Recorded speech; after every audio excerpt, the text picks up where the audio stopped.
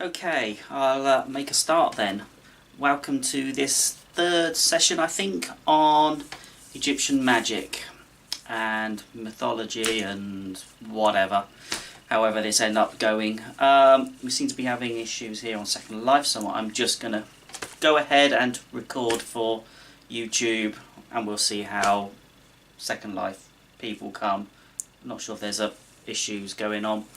Anyway, so this one in particular, I'm thinking about talking about my adaptations that I've had to make to my the compromises that I've had to make as part of a Kemetic reconstructionist.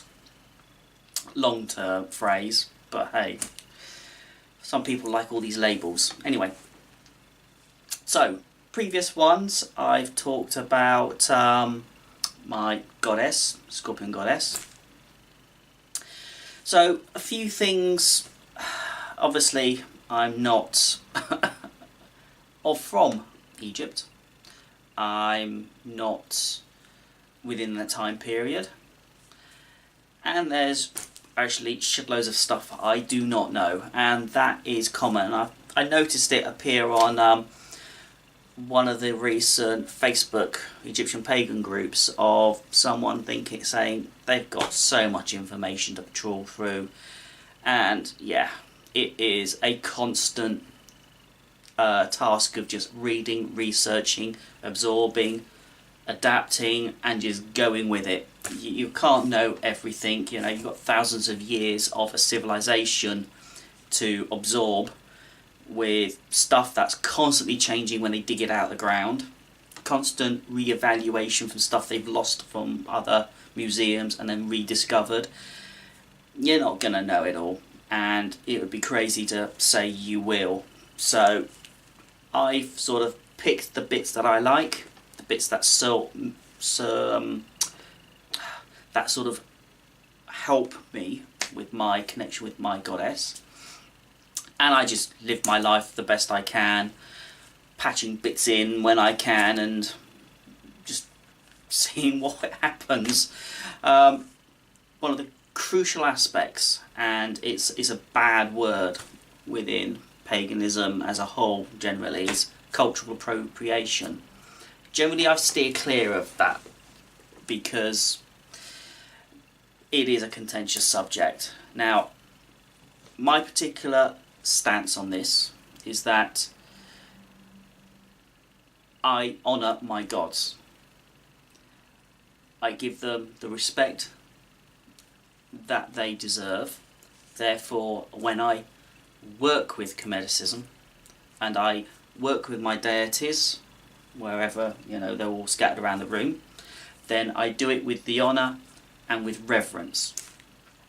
So I wouldn't just go out to a party. Well, did once many years ago when I was a teenager, dressed up in Egyptian ritual equipment and just treat it as a joke.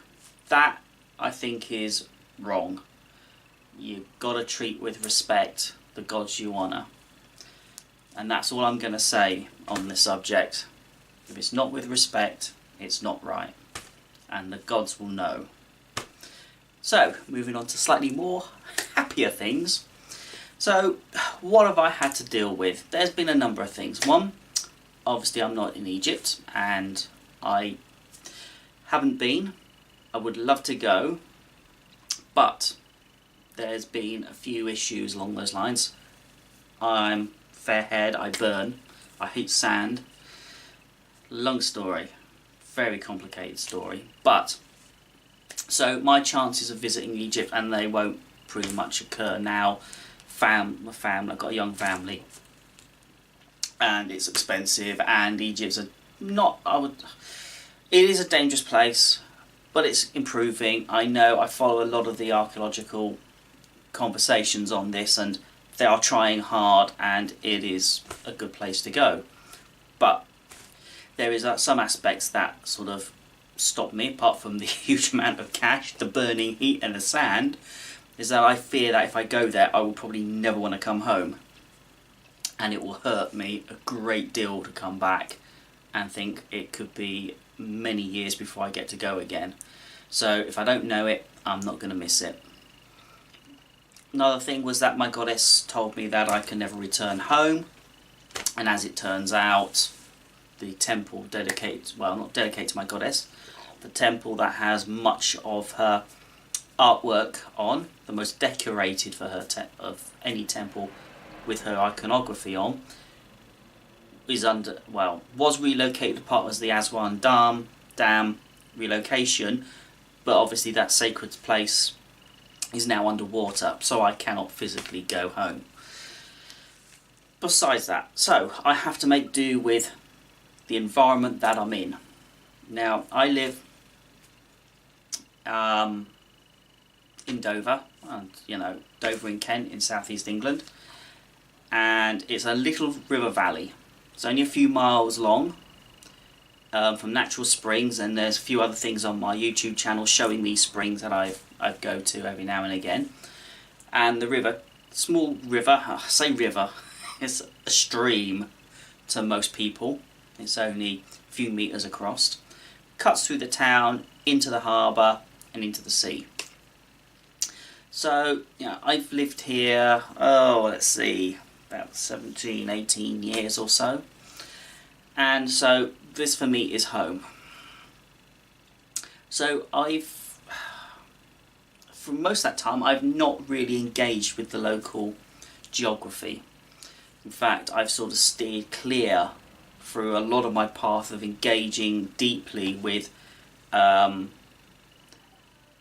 the sort of landscape within the UK, because I just don't get on with stone and rock and so on. I prefer the sea, and I've always lived by the sea, and the sea is an important part of me.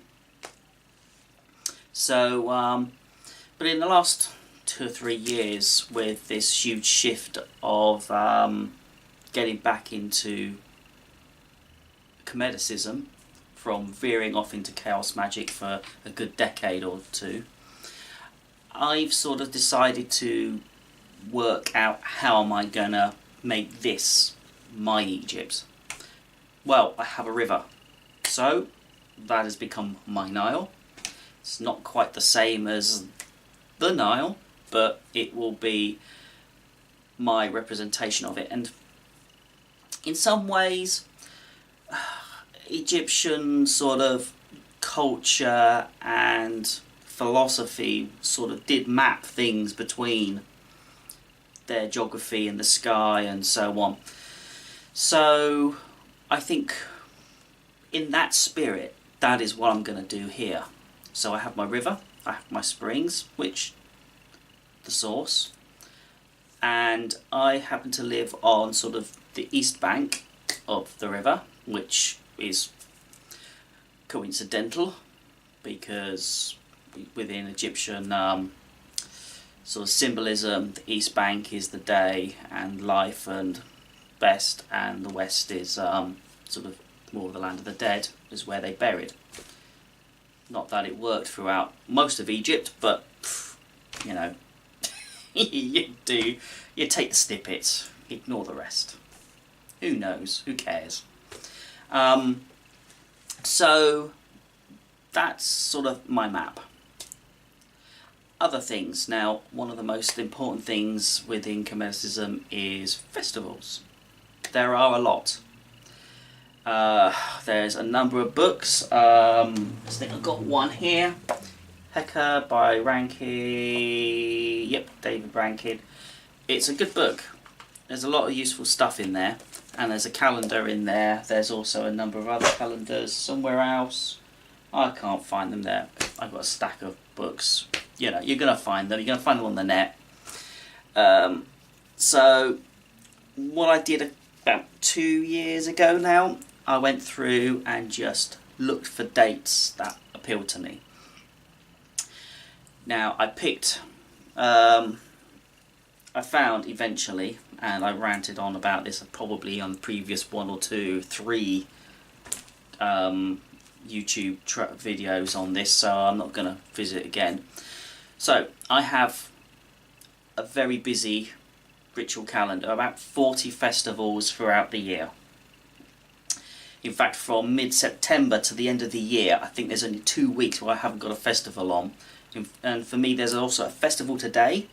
It's the contemplation of the fertility of Min.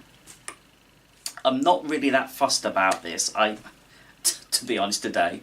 Apart from being shattered because I've been away all for a couple of days in a camper van and I'm sleep deprived. But last year when I thought I thought I'd go for it the first time and did some research, and yeah, it is an interesting festival. It's one of the few that seems to be well documented, and this is one of the issues I found with an Egyptian ritual calendar, is that you have a title and you've got no idea what is going on.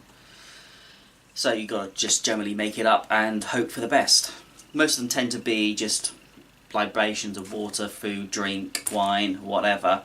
Maybe a bit of a sing-song, bit of a party, especially for the Hathor ones, which I happen to have nearly one every week now for the next few weeks. She does like a good party, does Hathor. But with this Min one, it sort of coincides with, let's think, we're past the sowing season, the inundation, and we're starting the sowing season now. So you could consider this timing to be similar to the Northern Hemisphere's, Egypt's sort of Northern Hemisphere, but, you know, the Northern climates, Europe as a whole. The May festivals, the Beltane, the fertility rites around there, because one of the this particular rite for the ceremony for the fertility, contemplation of the fertility of Min, involves men in particular climbing a huge penis,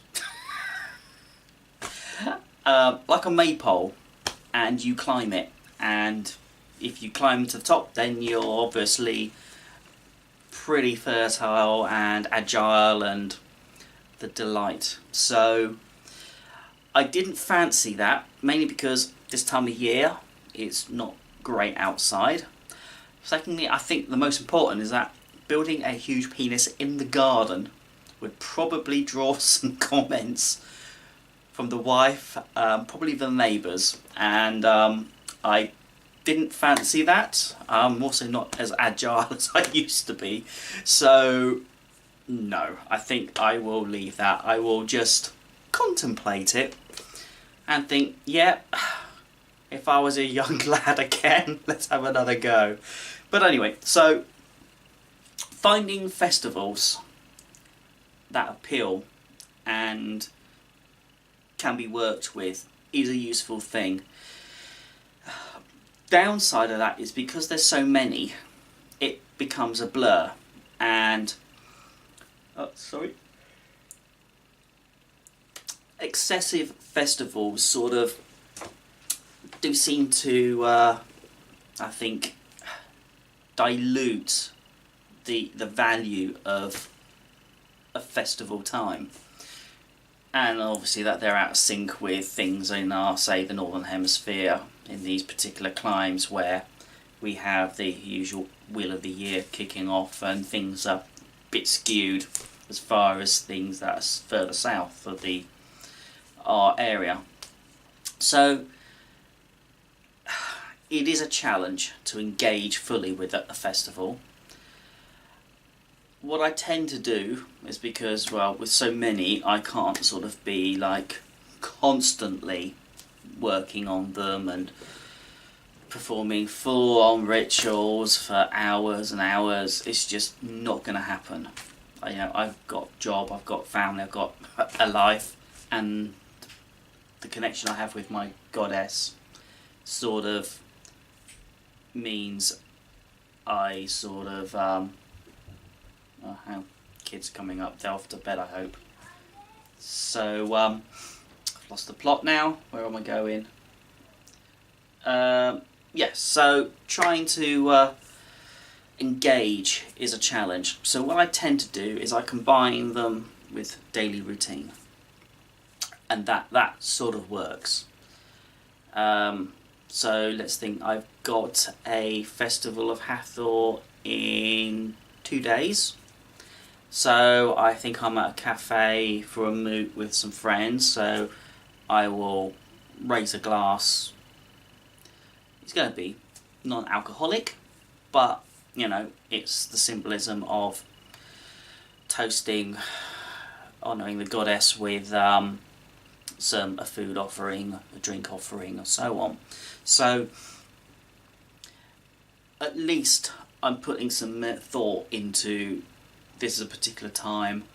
I will say, I know you, I welcome you, and so on. Now, I have to say that the two big festivals, or the biggest festival for my primary goddess is on the 6th, 7th of November. That I'm having to work out what I'm going to do for that. You would think it would come as a surprise not as a surprise every year, because it's the same every year. So let's think, what day is that? That's Sunday the 5th. Okay, so I'm not entirely certain what I'm going to be doing that. In fact, it looks like I'm going to be out, so who knows? I'm going to have to fit it in around everything else. So it's always compromise. I'm not in a temple. And now this is the other side, is that as a Kemetic, do I want to practice for mainstream temple ritual work? By sheer chance, thankfully, Kemeticism is pretty much a solitary thing from the communication with deity, face to face. So I could. But there's the rigorous amount of purification that needs to go on. And so I tend not to bother, and I think I mentioned this at the last one. There's going to be so much overlap. I've got so little memory of last 2 weeks ago. A lot's happened. So I will tend to use showering and so on, and that will be fine. Dietary I don't care about, so I'll stick to that. So as far as rituals go, I have one set routine that I've always had, and that's developed over the last 20 or 30 years that I've been working this. I work with 4 sisters. 4? 5? 4? 4. The guardians of Horus, of the children of Horus. Not so much the 3 guardians themselves, Quebesnef, Happy, Dumetef, and the other one I can't remember. It'll come back to me eventually. I don't really worry too much about the 4 children of Horus, but the 4 goddesses, Nephthys, Neith, Isis, and my Sauket. It seemed to be the natural thing to do. May not be the right thing, but the discovery that I had of my goddess, I can't easily reach the book, but I think I might have it on one of the other talks I did. Maybe the Staffordshire Pagan Conference one, I might have dragged this book out. But when I first encountered my goddess back in the late 80s, it was in the catalogue from the Tutankhamun exhibition in London that occurred in the late 70s. And the image I had of her was when she was one of the 4 statues around the shrine that housed the canopic jars of Tutankhamun. And it was all about these 4 goddesses that guarded this shrine. And because hers stood out the most, and that was the calling I had for her, I thought, okay, I got no other, at this stage I had no archaeological resource materials. All I had was this book. So I took that as a basis of communicating with my goddess. And it seemed natural to work with these four in a position. I can't quite remember whether I'd already started to, or I was aware of a common thing for pagans or ceremonial magicians or whatever to create a circle, a sacred space, and to call quarters. It was possibly going to be at least another 5 to 7 years before I got my first witchcraft book and discovered that there is this calling quarters and creating a sacred space. But intuition is a good thing, and it just felt the right thing to do. So I had these four goddesses, and I placed them. Oh, sorry. Really. Where they were around this shrine. And I kept it that way. Now it came to my notice that possibly the locations weren't correct, because when the tomb was reloaded after or rearranged, some of the statues may have been moved. But I don't care. It was the same, the way that I wanted to run it was the way that I've kept it ever since. So it felt natural that I needed to face my goddess when over time I made communications with these four sisters. So let's think, what else? There was other things I sort of picked up. This was fairly early on, again, because there wasn't that much material that I had as reference. All I could tell was that this goddess was connected with the water, and therefore I thought, and it was placed in the west, so I put it there. And, you know, whether that was pulling in stuff that later continued on to Greek stuff, and then, you know, all this ceremonial stuff, west is water, I don't know, don't care. So I place my goddess in the west. Now it felt natural to go clockwise, and so that's the way I went. And obviously a lot of this was then later reinforced and influenced by various books on witchcraft that I subsequently read. So Nephthys in the north, Neith in the east, Isis in the south, and Salket in the west. So I went along with that and placed those in the cardinal positions.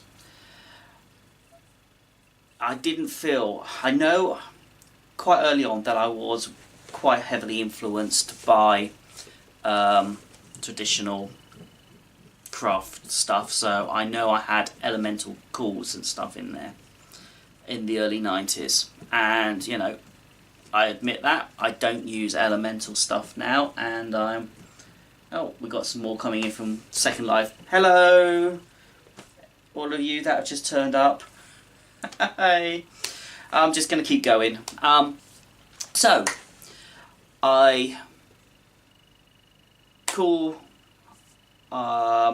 create my sacred space. Now this room in particular is a bit of a disaster area at the moment, so I'm not going to put the camera down there.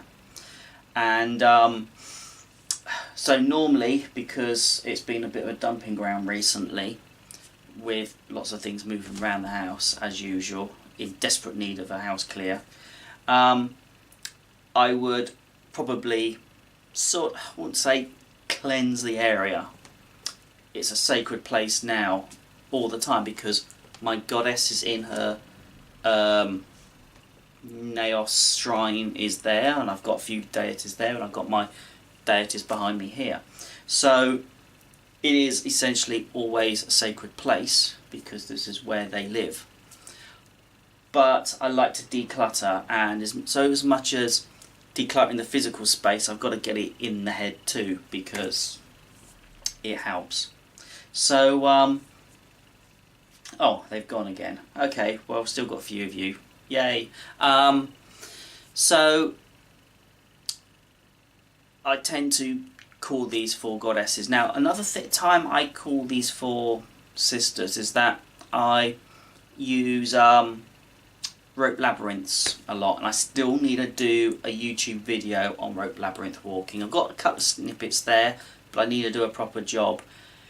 And it was at Witchfest, the real life Witchfest event last weekend, and I did labyrinth walking, and there was like 60 odd people.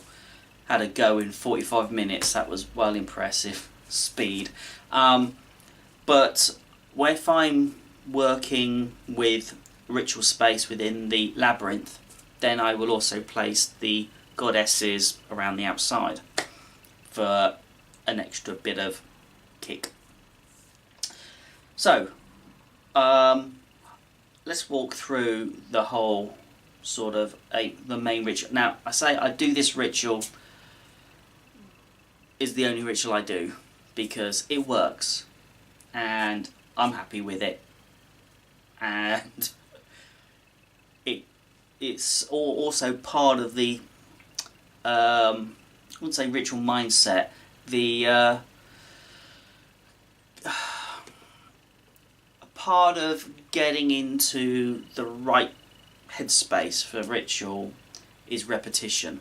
And because I've been doing this particular ritual for decades, it is really good for me.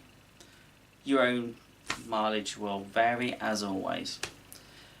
It has probably no bearing on ancient Egyptian ritual because we don't generally know a huge amount of the detail, the rituals that went on, because very little documentations come on. Now, some of it we have, I mentioned this before, and I think this one, the Leiden Papyrus, which is a late period stuff. It's got some divination rituals in there, but they're not temple stuff. They are sort of your village magician kind of effect. So, okay, so ritual tends to go along the lines of, and it varies depending on how I feel and what I can remember. So, I start in the north, I call Nephthys, and the thing here is that I use anglicised versions of the deities' names in just general chat like this. But in ritual then I tend to go with transliterated versions just to sort of separate the power, the value of the symbolism. Because as we know within Egyptian magic, Heka, words and voice and sound are the words of the gods. They are power. So I like to separate the stuff that has less power to the stuff that has the power of the gods. So I would call Nephthys first, along the lines of Nebet is one name that I have. Again, pronunciation, don't really care. I tend to work with what works for me, and it may not be perfectly agreeable with any other Kemetic practitioner. I don't care. What I do. So, Nebet.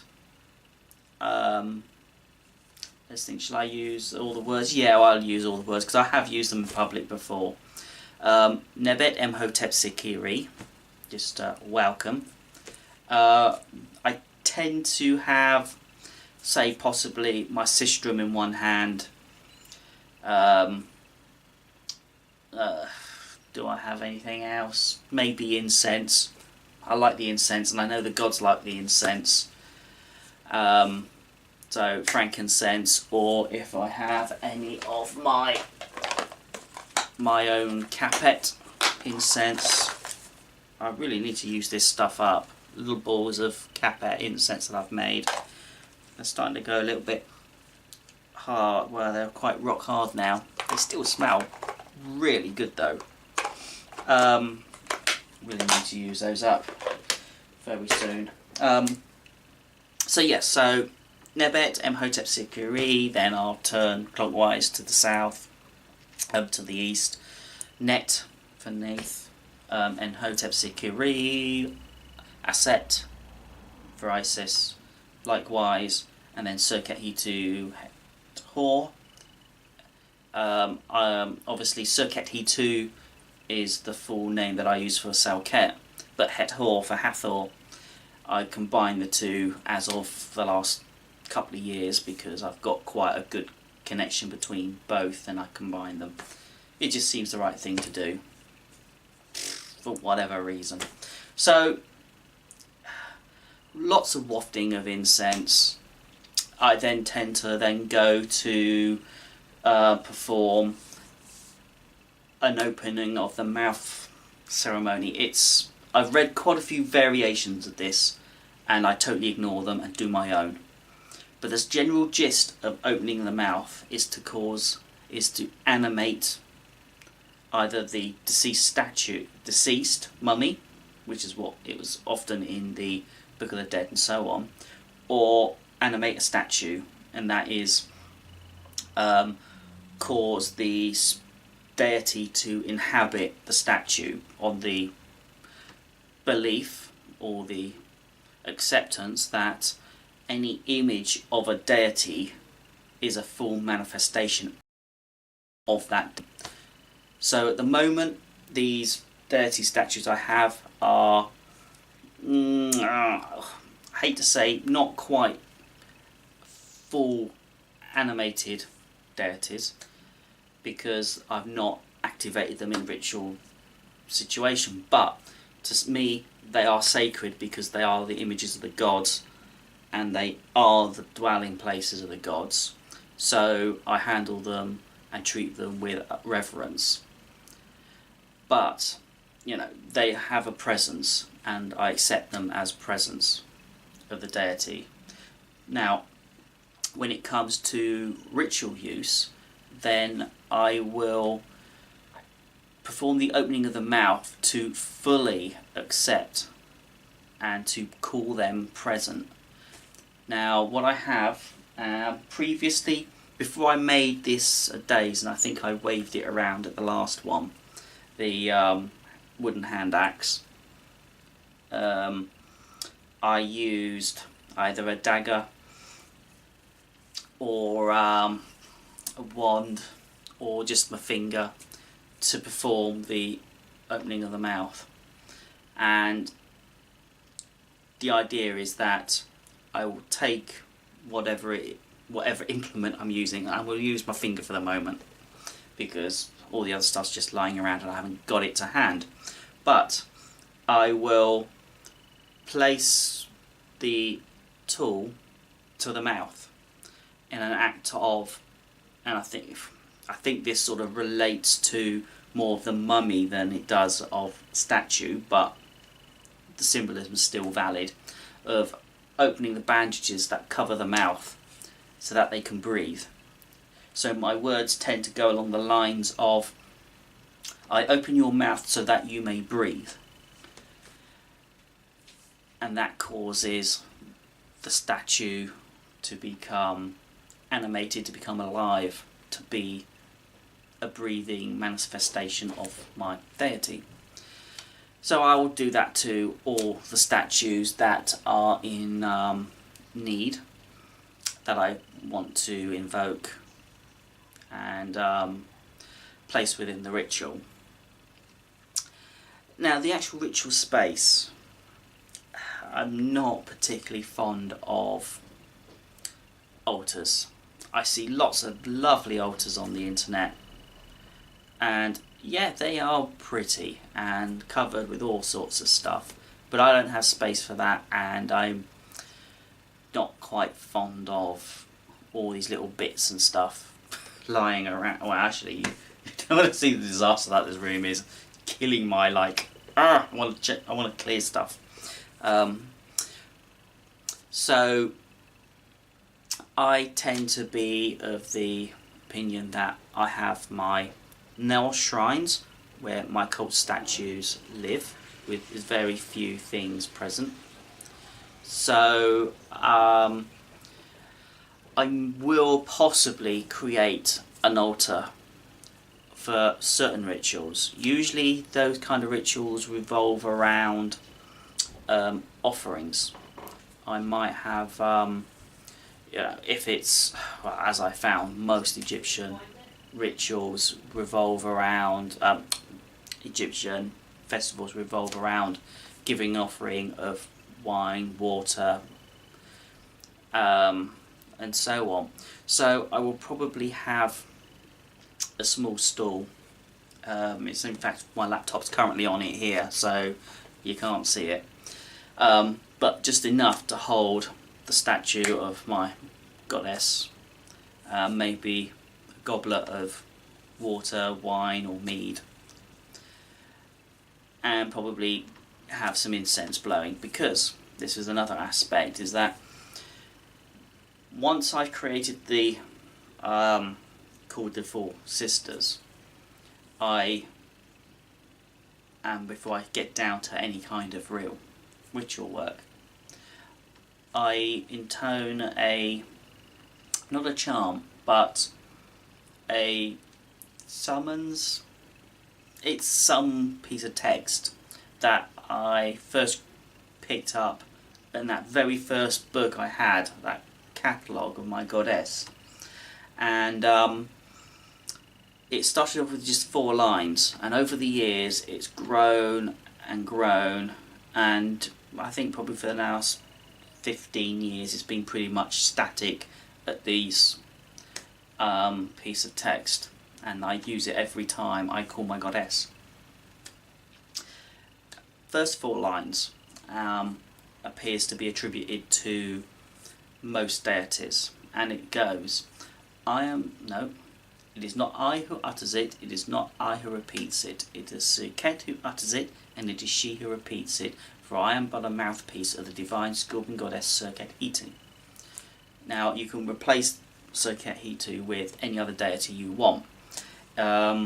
It appears again in the Leiden Papyrus as most often used as a reference to the goddess Isis, and the concept there is that it's a demonstration that the magician is not using pure their own heka, they are calling on deity to back them up. And in a way this is sort of the essence within Egyptian magic, in that it's a little bit aggressive compared to sort of modern approaches to magical practice. The magician, priest or whatever, mostly the magician, the priest is sort of more dedicated to their primary deity and probably is a bit more forgiving. But for the, say, your average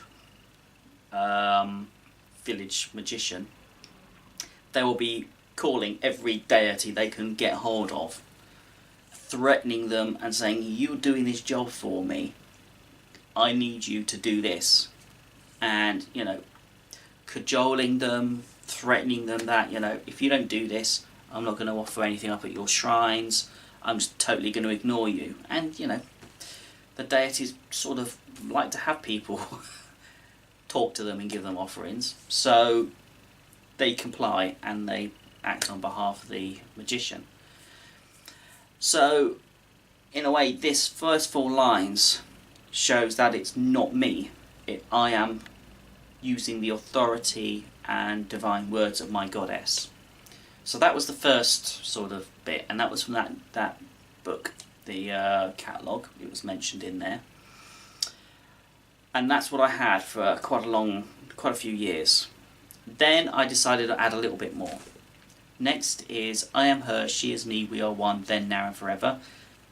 I'm never particularly keen on that, but it's a sort of indication of binding, of obligation between the pair of us, that we are together acting as one. That worked away for me. And then I think some years later I discovered in the Book of the Dead the chapter of the transformation into the swallow, and that mentions my goddess. So it's quite a long piece of text, so I adapted it, and this next piece goes: "Oh, how the gods whose scent is sweet, oh, how the gods whose scent is sweet, oh, how the flame that cometh over the horizon. Mighty are the words of Ra, blessed are we it is coming." No, that's my daily call to the sun. You see, I've lost the thread, and I can hear the kids downstairs. I need to go and deal with them in a minute. Oh, how the gods whose scent is sweet, oh, how the gods whose scent is sweet, oh, how the flame that cometh over the horizon. I stand before the double doors, between the double pools of double fire. Open them, I am not afraid, for I have words to tell. And the words to tell is, the mouth, the Heka.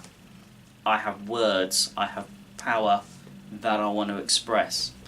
Now, there's a bit of a rhythm that goes on with this, and I feel a building of Heka, of connection with the deity, and then I go into whatever ritual. Now, rituals tend to be fairly light. I tend not to do too many physical rituals. Usually at any major events that I feel like doing them. Obviously my main primary goddess rituals for the next couple of weeks I'll be doing physically. But this was also one of the sticking points that I had in the early part of my Kemetic practices, which is what sort of ended a huge amount of work, activity in Kemeticism, to then go on to Chaos Magic for a decade or two, and now it's coming back, is that I don't find it that easy to do the full Egyptian ritual work. As I mentioned previously, and in previous ones, about the purification, the makeup, the costuming, the shaving all the hair and so on, is just inconvenient. And my goddess suggested I work through visualization and astral magic, which led me into chaos magic and hermeticism and so on, as a means to slip into another body that has all these attributes. And I found that to be the most beneficial way to work. And so that's what I've done.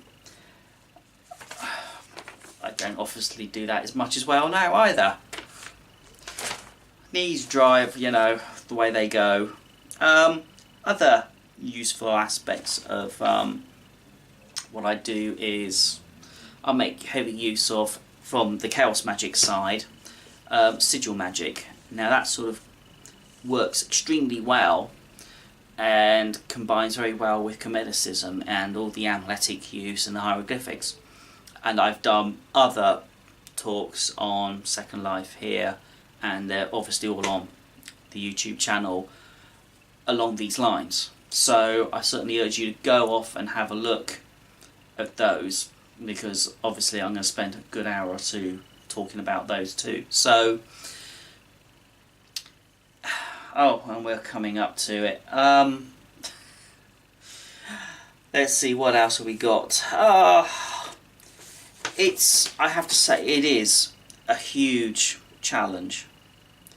And obviously the earlier ones where I talked about the mythology, it's quite plainly I'm really rusty on all the mythology stuff, and I don't have the capacity to remember it all as much as I used to. So it's a continued job. Best thing, and this goes for all kinds of pagan paths, whether it is Kemetic or not, is keep reading, keep doing, and do what you can, and don't get upset if you're not quite thinking you're doing the same as what everybody else is doing, because it's hard work. So I think I'm going to sign off there, and any questions, as usual, just drop me a line or whatever. Thank you, bye bye.